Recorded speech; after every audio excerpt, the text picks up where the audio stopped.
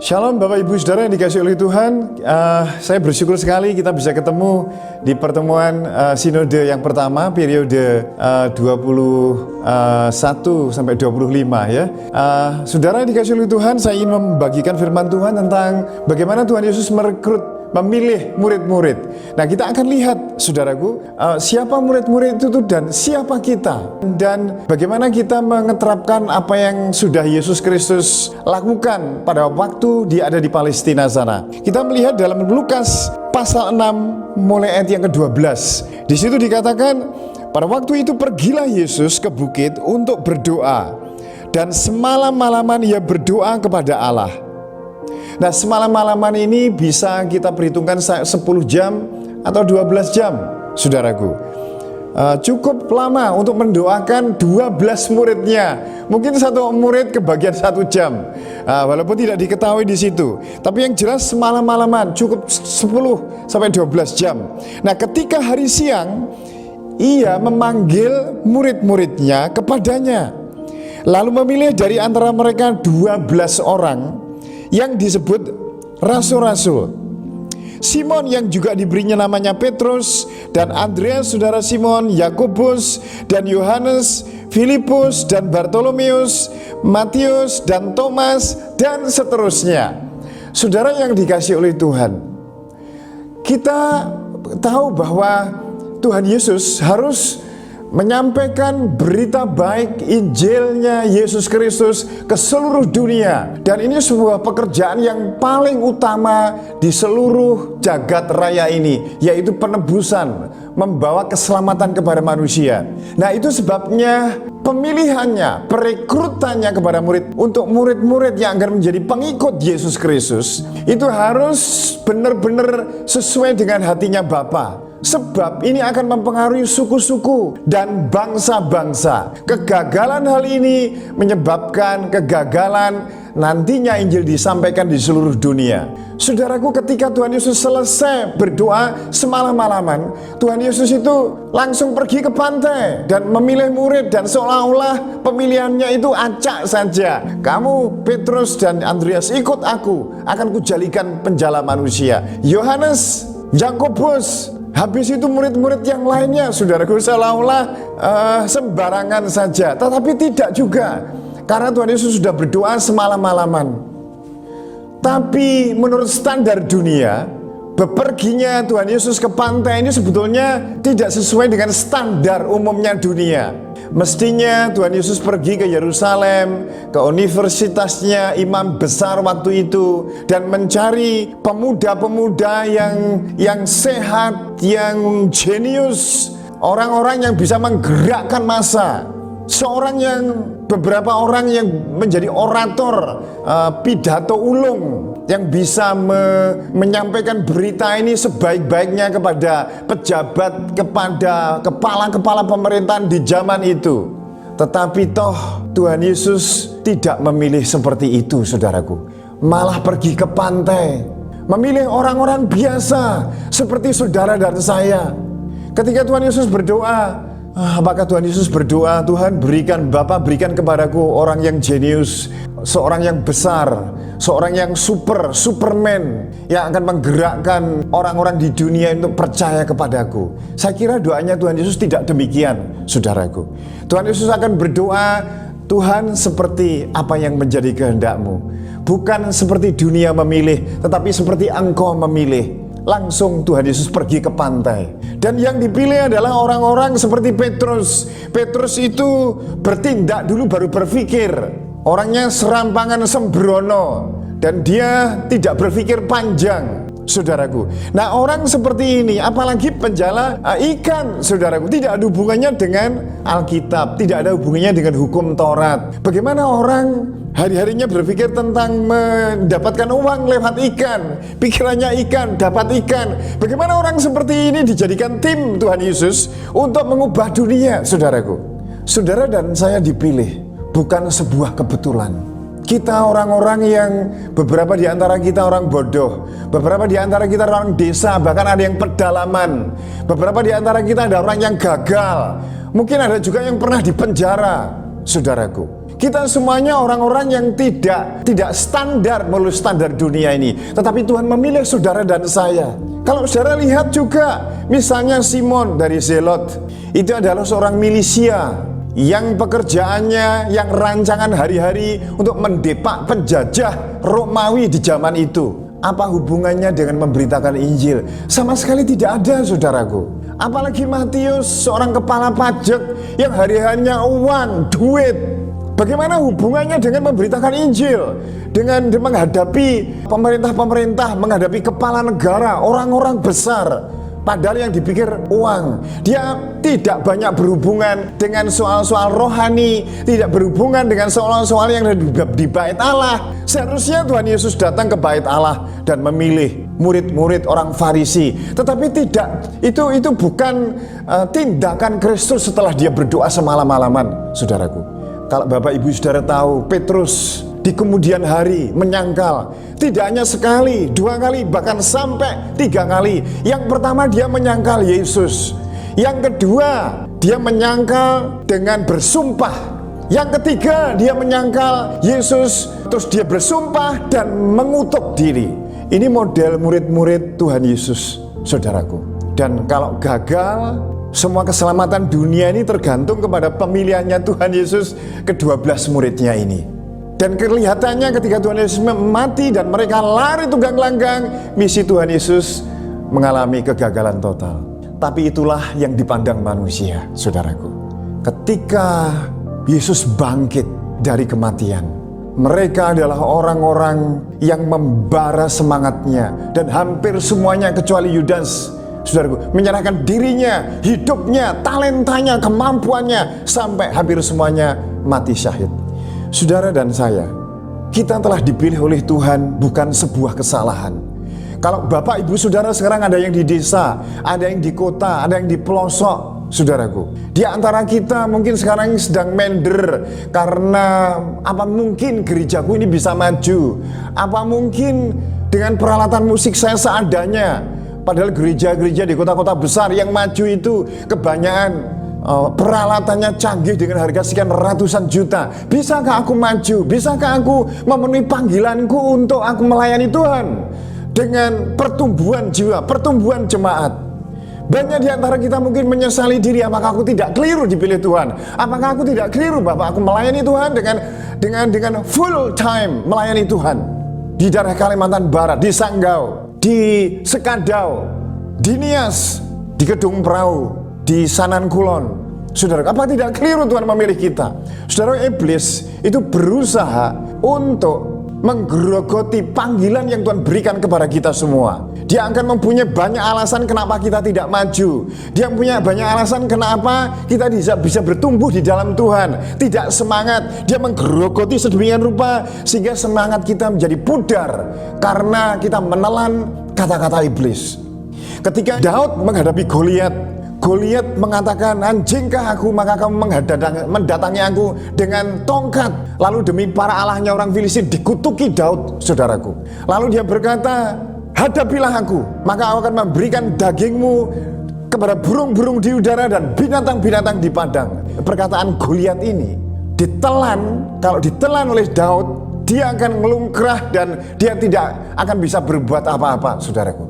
Tetapi Daud mengatakan, engkau mendatangi aku dengan lembing dan tombak dan pedang. Aku mendatangi engkau dengan nama Tuhan yang menjadikan alam semesta. Hari ini juga aku menyerahkan mayatmu dan mayat tentara orang Filistin kepada burung-burung di udara. Hari ini Tuhan akan menyerahkan engkau ke dalam tanganku, dan aku akan mengalahkan engkau dan memenggal kepalamu dari tubuhmu, supaya seluruh bumi tahu bahwa Israel mempunyai Allah. Saudaraku, engkau jangan menelan kata-kata iblis yang membuat engkau mender. Apalagi tahun 22 ini, 2022, kita akan menghadapi setumpuk permasalahan, segudang rintangan. Tapi percayalah saudaraku, engkau telah dipilih oleh Tuhan dan ditempatkan di mana engkau berada. Engkau bukan sebuah kesalahan. Engkau adalah dirancang dengan masterpiece yang tidak ada duanya. Engkau lahir, engkau dipanggil oleh Tuhan.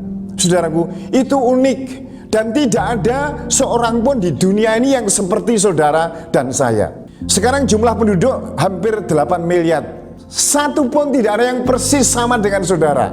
Baik yang sudah meninggal dulu maupun yang sekarang atau yang akan lahir nanti, saudaraku, tidak ada yang seperti saudara. Jadi model orang seperti Pak Joko Daniel di Gedung Perahu ini misalnya, modelnya ya satu ini, nggak dibuat lagi. Tuhan tidak memproduksi sebuah atau orang dengan secara massal. Oh, ini karena jelek, tak gelundungnya saja di sebelah sana ke daerah pelosok. Oh, ini kurang ada gunanya, saya lempar ke sana.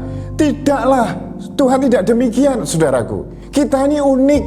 Kita ditempatkan di mana kita berada. Tuhan sudah merancang kita. Bahkan di dalam kitab Yeremia pasal yang pertama, 4 dan 5, di situ dikatakan, sebelum aku membentuk engkau di kandung, di rahim ibumu, aku sudah mengenal engkau. Sebelum engkau keluar dari kandungan ibumu, aku telah menguduskan engkau dan menetapkan engkau menjadi nabi bagi bangsa-bangsa. Sebab di dalam Dia Allah telah memilih kita sebelum dunia dijadikan, supaya kita kudus dan tak bercacat di hadapannya. Jadi kita ini sudah dibentuk sedemikian rupa, sudah dirancang, bahkan sebelum keluar dari kandungan Tuhan telah mengenal kita. Nah, itu sebabnya jangan engkau pernah menghina urapan yang Tuhan berikan kepadamu, kelahiran barumu dan panggilanmu hanya dengan gebiarnya dunia atau karena tidak ada gebiarnya gereja. Begitu sederhananya, sehingga iblis akhirnya sempat menipu saudara dan saya. Bahkan kita ini bukan siapa-siapa. Gerejaku tidak akan mungkin bisa berkembang. Perpuluhanku hanya berapa ratus ribu sebulan. Dan aku pun sekarang gerejanya bukan gereja sendiri, masih kontrak dan lain sebagainya.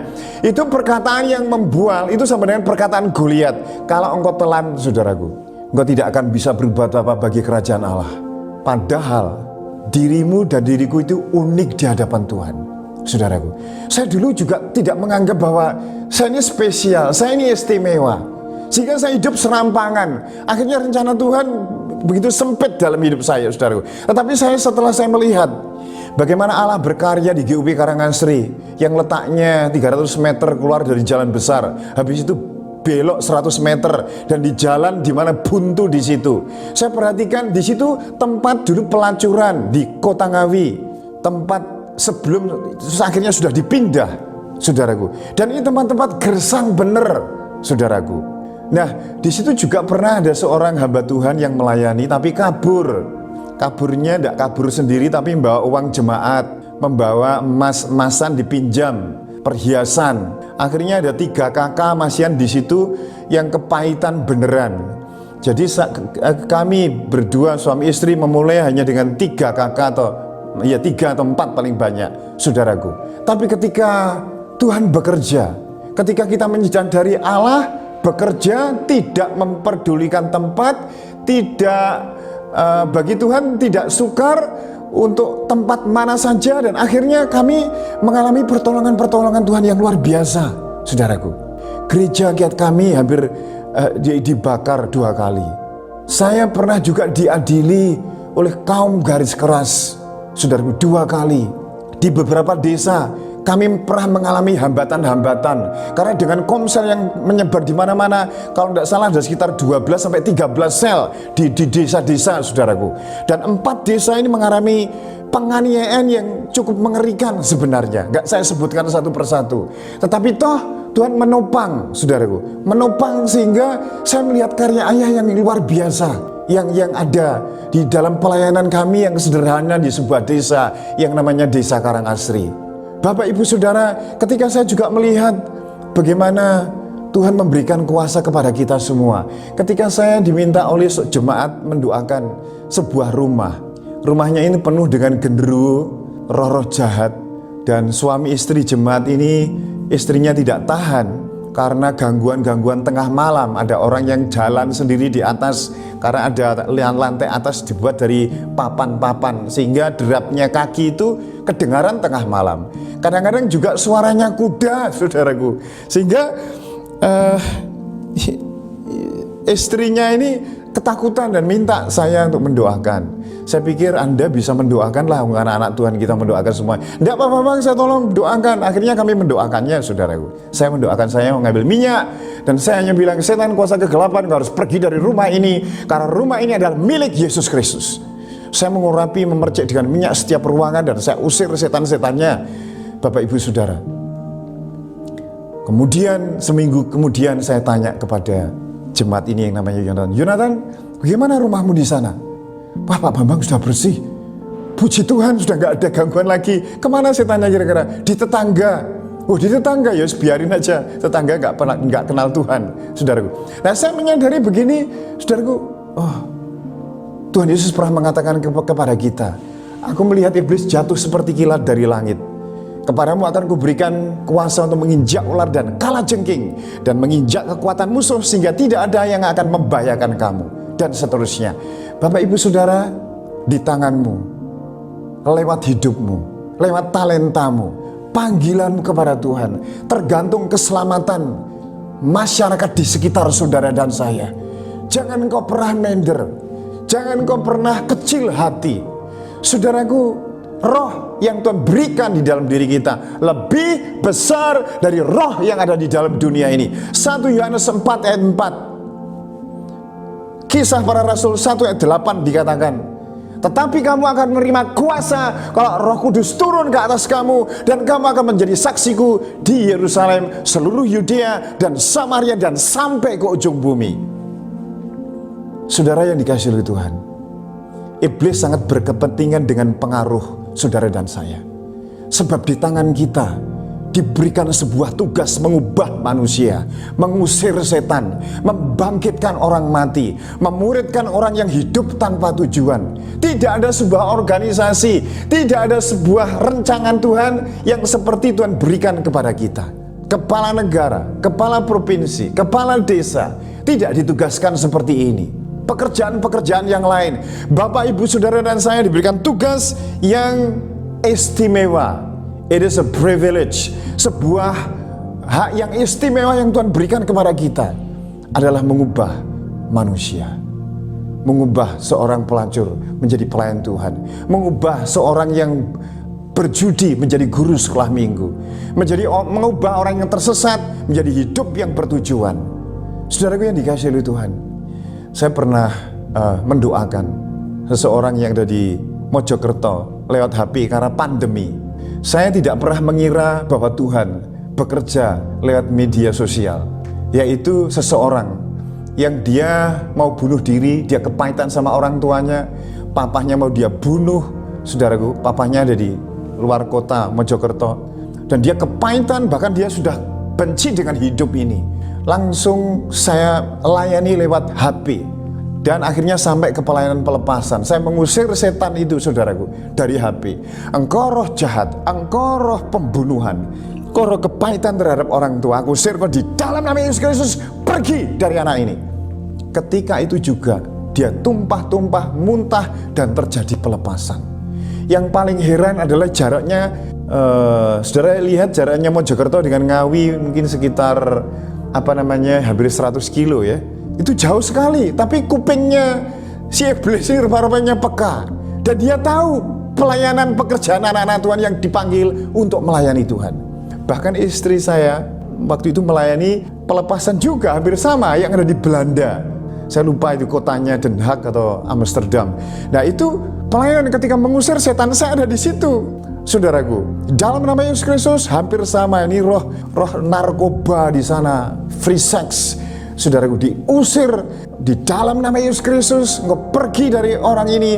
Dan katanya si yang penerima telepon itu di HP, itu ada kayak angin puting beliung masuk di kamarnya, lalu mengusir setan-setan yang ada di dalam diri orang itu. Dan saat itu juga orangnya dilepaskan. Kisah-kisah yang menarik, saudaraku, tentang hewan yang ditumpang tangan sembuh, tentang sawah yang semprotannya dicampur dengan urapan minyak untuk mengusir hama, saudaraku, dan berbagai macam perbuatan-perbuatan yang ajaib itu disertakan kepada saudara dan saya. Jangan kau pernah memikirkan bahwa pelayananmu tidak maju. Itu pikiran roh-roh jahat, kuasa kegelapan. Jangan kau pernah memikirkan karena modalmu sedikit, SDM di jemaat sangat terbatas, bahkan pergi keluar kota. Saudaraku, Tuhan akan memberkati engkau. Tuhan akan memakai engkau dengan apa yang engkau miliki, bukan dengan apa yang tidak kita miliki. Musa yang dimiliki tongkat, Tuhan memakai tongkat membebaskan kurang lebih 3 juta bangsa Israel dengan tongkat itu. Simpson waktu itu menemukan rahang keledai yang masih basah untuk membabat, ngeprok kurang lebih 1000 orang Filistin. Saudaraku, Daud dengan pengali-ali yang dia miliki bisa menumbangkan raksasa Goliat. Saudara, saya percaya ketika engkau memberikan waktu, kesempatan, space untuk Tuhan bekerja dalam hidup saudara dan saya, maka di tahun 22 ini, saudaraku, bukan kemunduran, bukan kesuraman, bukan kekurangan, melainkan tahun di mana Allah bekerja dalam diri saudara dan saya. Karena percaya kita, karena iman kita, karena panggilan kita, kita akan menemukan terobosan-terobosan baru. Saudara, mari kita berapi-api, bersemangat, melayani pekerjaan Tuhan, antusias apapun yang ada pada saudara dan saya pada hari ini. Saya harap firman Tuhan yang singkat dan sedikit ini akan memberikan gambaran, memberikan inspirasi kepada saudara dan saya untuk kita tidak mundur sejengkal pun. No retreat, no return, no regret. Kita akan maju ke depan dan kita akan menuai. Tetapkan targetmu saudaraku, mobilisasi jemaat, berdoa bareng-bareng setiap keluarga, dan kita akan lihat terobosan yang akan terjadi di gereja saudara dan saya, di pelayanan saudara dan saya. Demikian firman Tuhan, kiranya memberkati kita semuanya. Saudara, mari kita berdoa. Bapak Ibu Saudara, Bapa yang di surga, kami mengucap syukur karena perbuatan-Mu yang baik, yaitu memanggil kami yang bukan siapa-siapa. Beberapa di antara kami pendidikannya tidak tinggi, beberapa di antara kami bahkan gagal total dalam hidup ini, beberapa di antara kami pernah jatuh dalam dosa. Tetapi Tuhan, Kau memilih kami, dan Engkau tidak pernah keliru. Tuhan tidak pernah membuat kesalahan. Tuhanlah terencana, Tuhan yang bertujuan. Tuhan tidak melakukan panggilan kami ini dengan serampangan. Engkau sudah merancang bahkan sebelum dunia ini dijadikan, bahkan sebelum kami dikandung oleh ibu kami. Terima kasih Bapa di surga, kiranya nama-Mu dipermuliakan lewat panggilan hidup kami masing-masing. Dalam nama Tuhan Yesus Kristus, kami mengucap syukur. Amin. Tuhan memberkati kita semuanya.